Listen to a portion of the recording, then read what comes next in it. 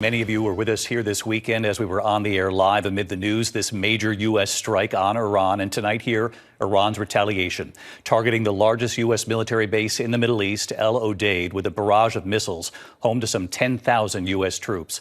13 of 14 missiles intercepted. The other one didn't make it.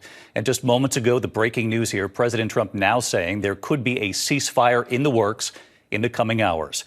Tonight, the video from Doha, Qatar, showing incoming missiles and interceptors lighting up the sky. The Pentagon saying those 13 of 14 missiles were intercepted with no damage or casualties.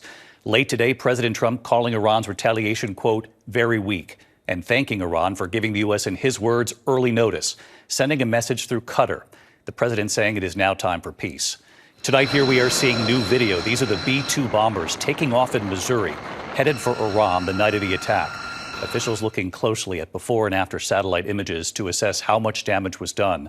Tonight, the UN nuclear watchdog agency now saying nearly 900 pounds of enriched uranium in Iran is now unaccounted for. So did they move uranium before the attack? And just before we came on tonight, as I mentioned, President Trump moments ago saying on social media there is now a complete and total ceasefire in the works. What we know about this so far. We begin here tonight with Iran's retaliation and ABC's chief international correspondent James Longman in Iraq tonight.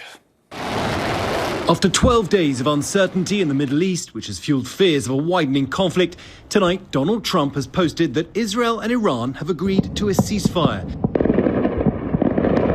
It was just hours ago that Iran struck back. Just 48 hours after the United States launched a barrage of bunker-busting bombs at several Iranian nuclear facilities. This is what retaliation looks like.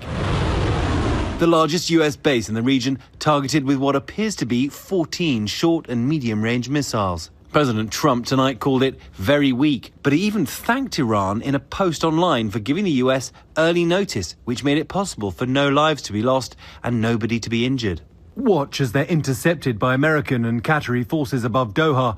According to US officials, some of those missiles were headed for Al Udeid Air Base. The Pentagon says 13 of the 14 were intercepted with no damage or casualties. Al Udeid is home to the headquarters of Central Command and Air Force Central Command, and it's likely where that US raid on Iranian nuclear facilities would have been coordinated. Trump was there just over a month ago. The president urged peace after greenlighting that stunning operation, dubbed Midnight Hammer. New video shows about 9 B-2 bombers taking off from Missouri early Saturday morning. 2 were decoys, the other 7 flying quietly to Iran. A senior US defense official tells ABC News the administration believes Iran's attacks will be, quote, regional. Iran called today's attack the Annunciation of Victory. The Revolutionary Guard claims to have fired the same number of missiles that the US used in their weekend strike. Their supreme leader vowing Iran will not surrender. The US has been making adjustments to protect the more than 40,000 US troops spread from Iraq, Bahrain, Qatar and Syria. In the hours before, a shelter-in-place order went out at the US Embassy in Qatar. And mitigation plans have been in the works for some time. These satellite images show more than 24 US military aircraft had left Al Udeid Air Base. This photo was taken on June 10th and shows more than 30 military planes. 8 days later, a nearly empty base with only 3 planes still visible.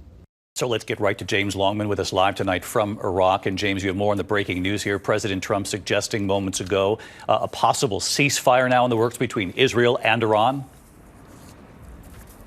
Yeah, David, this is a fast-moving situation. We have yet to hear officially from either party, but not long ago, President Trump announced a ceasefire deal between Israel and Iran set to begin in just a few hours' time. Under the terms of this deal, Iran would initiate a 12-hour ceasefire. After that, there'd be 12 hours of ceasefire from Israel. If in those 24 hours peace is achieved, well, that is the end of the war. But as we know, a lot can happen in 24 hours.